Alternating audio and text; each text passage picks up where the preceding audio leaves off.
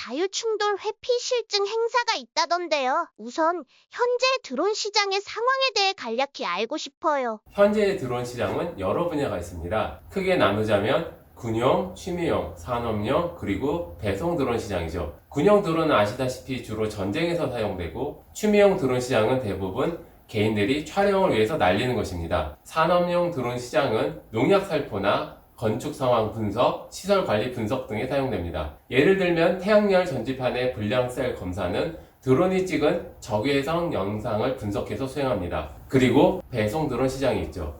아마 배송 드론 시장이 열리기만 한다면 가장 큰 수익이 나는 드론 서비스 시장이 될 거라고 생각합니다. 그래서 10여 년 전부터 세계적인 유통기업들도 드론 배송을 지금까지 계속 추진하고 있죠. 하지만 아직 드론 배송 시장은 본격적으로 시작되지 않았습니다. 왜 배송 드론 시장이 활성화되지 않는 거예요? 배송 드론은 드론시와 다르게 하늘 전역을 자유롭게 비행해야 하잖아요. 비행 중에 발생할 수 있는 다양한 위험을 미리 예측하고 통제할 수가 없어서입니다. 드론이 추락하면 여러 위험성이 있거든요. 배송을 하려면 드론 모터가 큰 출력을 내야 하고, 그러려면 전기 자동차처럼 출력이 좋은 배터리를 써야 합니다. 리튬 폴리머 배터리가 대표적인데, 이 배터리는 충격을 받아서 파손되면 바로 불이 납니다. 산소와 닿기만 하면 자연 발화하거든요. 그리고 배송 드론 정도면 크기가 꽤 큰 드론에 속하기 때문에 도심에서 추락하면 2차 사고를 유발할 수 있습니다. 드론이 파손되는 것도 문제이지만 드론으로 인한 인명사고가 나는 것은 정부가 허용하기 어려운 문제입니다. 또 다른 문제는 정말 드론 배송 시장이 커져서 많은 드론이 비행을 하게 되면 공중에서 비행하는 드론들이 서로 충돌하는 상황이 일어납니다. 현재 여기에 대해서는 확실한 대비책이 없는 상황이죠. 지금 시스템으로서는 운영회사가 모든 드론의 비행 경로를 충돌나지 않게 실시간 조절하는 것이 불가능합니다. 드론의 기체는 계속 진화하고 있습니다. 그러나 비행을 위한 통신은 계속 제자리 걸음이었죠. 결국 드론 추락 시의 2차 사고 문제와 드론 간 충돌 문제가 해결되어야만 진정한 드론 배송 시대가 열리게 됩니다.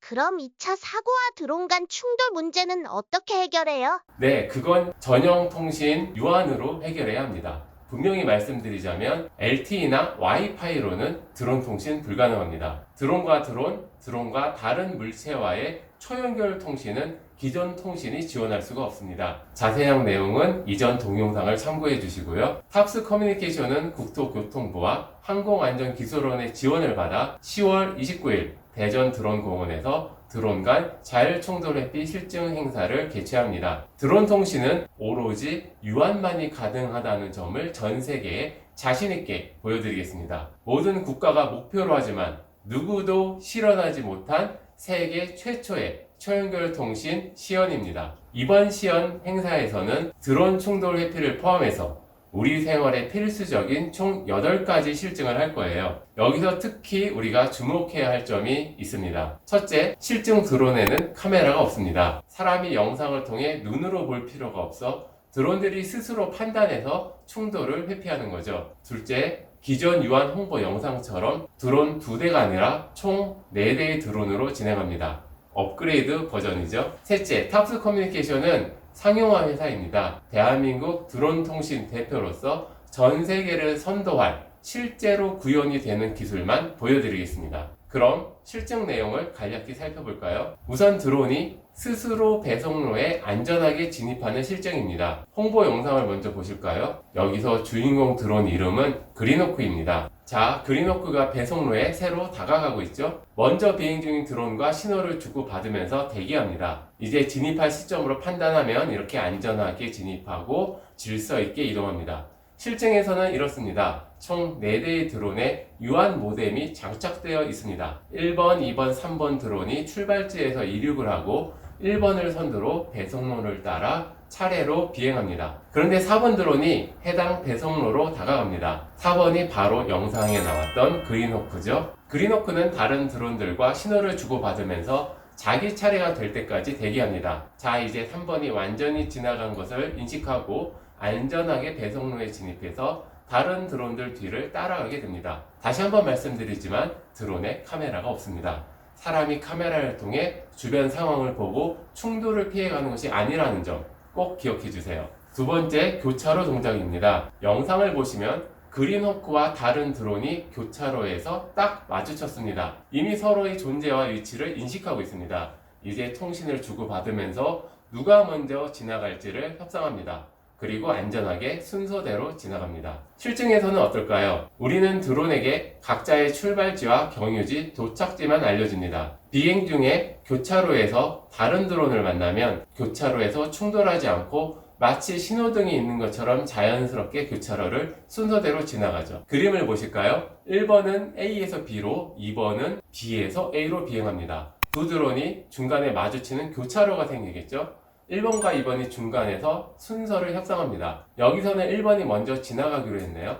1번이 먼저 지나가면 순서를 양보해준 2번이 기다렸다가 다시 비행합니다. 그리고 바로 3번, 4번 드론이 따라가죠.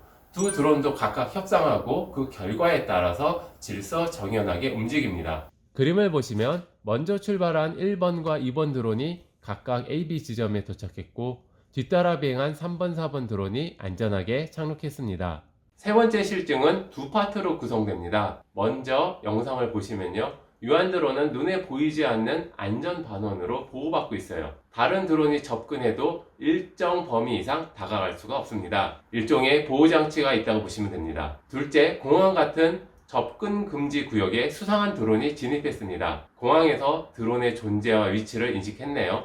이제 공항이 강제 착륙 명령을 보내면 드론은 조종자의 의지와 상관없이 정해진 위치로 착륙하게 됩니다. 실증에서는 이렇습니다. 1번 드론이 그림의 항로를 따라서 이동하고 있는데요. 갑자기 2번 드론이 접근하죠. 행사에서는 4빈 중 한 분이 직접 2번 드론을 조종, 수동으로 해보실 텐데요. 조종자가 아무리 애를 써도 1번 드론에게 일정 범위 이상 접근할 수가 없습니다. 이렇듯 유한 통신 칩을 장착한 모든 드론은 각자의 안전 반원으로 충돌을 회피할 수가 있음을 보여드립니다. 두 번째로 강제 착륙 실증은 왼쪽 부지에서 진행할 건데요. 해당 부지가 공항처럼 드론 접근 금지구역입니다. 자, 드론이 금지구역에 들어갔죠? 금지구역에 설치된 유한칩을 통해서 드론에게 착륙 명령을 보내고 드론은 조종자의 의지와 상관없이 지정된 착륙장에 안전하게 착륙하게 됩니다. 요즘 제주나 인천공항에서 드론 때문에 계속 비행기 이착륙에 문제가 발생하고 있죠. 유한 통신칩으로 깔끔하게 해결됩니다. 네 번째를 보실까요? 아주 흥미로울 겁니다. 총 3파트를 한 번에 실증하는데 일단 하나씩 살펴보겠습니다. 영상에서는 그린호크가 비행하다가 헬기를 인식하죠. 바로 멈춰서 대기하고요. 헬기가 완전히 지나가고 나면 비행을 재개합니다. 이번에는 비행 중에 크레인을 마주칩니다. 그린호크처럼 크레인에도 유한칩이 장착되어 있는데요. 그래서 그린호크와 크레인은 서로의 존재와 위치를 알 수 있습니다. 그린호크는 크레인과 신호를 주고받으면서 자기가 기존 비행 경로를 바꿔야 한다고 판단하죠. 그래서 이렇게 부딪히지 않게 삥 돌아서 비행합니다. 여기서는 그린호크가 배터리 문제로 추락하는데요. 지상에 사람과 핸드폰, 차량에 유한칩이 장착되어 있죠.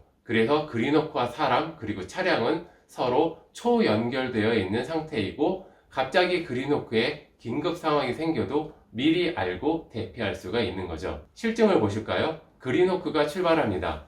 이제 오른쪽으로 가려는데 헬기를 인식하죠.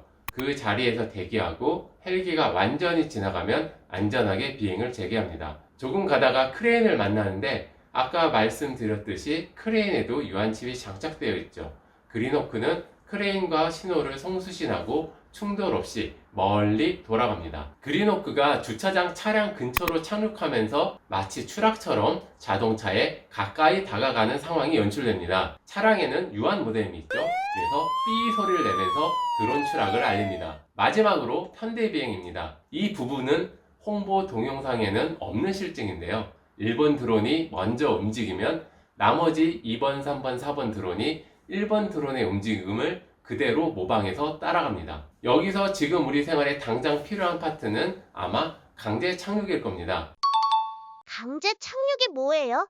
드론이 공항 같은 곳에 불법 침입하면 해당 드론을 격추시키지 않고 안전하게 미리 지정된 착륙장에 착륙시키는 거예요. 현재 공항에 드론들이 자주 불법 침입합니다. 드론 때문에 비행기 이착륙이 중지되는 사고가 지속적으로 발생하고 있어요. 지금은 공항에서 불법 침입 드론이 발견돼도 드론이 공항에 침입하는 것을 막을 방법이 없습니다. 하지만 앞으로 유한이 상용화되면 공항에서 불법 침입 드론에게 강제 착륙 명령을 내려서 공항에서 떨어진 임시 착륙장에 안전하게 착륙시킬 수 있습니다. 강제 착륙 기능은 앞으로 법제화될 가능성이 매우 높습니다. 이번 시연에서는 활주로 끝을 공항이라고 가정하고 그곳을 침입하는 드론을 강제로 임시 착륙장에 착륙시키는 시연을 합니다. 비행 안전 확보와 지상 안전 확보는 드론 상용화에 필수적입니다. 이번 실증 행사에 오시면 안전 확보를 위한 총 8가지 시연을 현장에서 직접 보실 수 있습니다. 유튜브에 유한 칭찬글을 남기신 분께는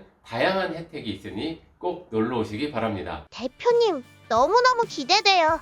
우리나라가 세계 최초로 초연결 드론 통신 기술을 보여주는 날이잖아요. 꼭 갈게요. 우리 10월 29일 10시에 대전 드론 공원에서 만나요. 네, 그날 보기로 해요.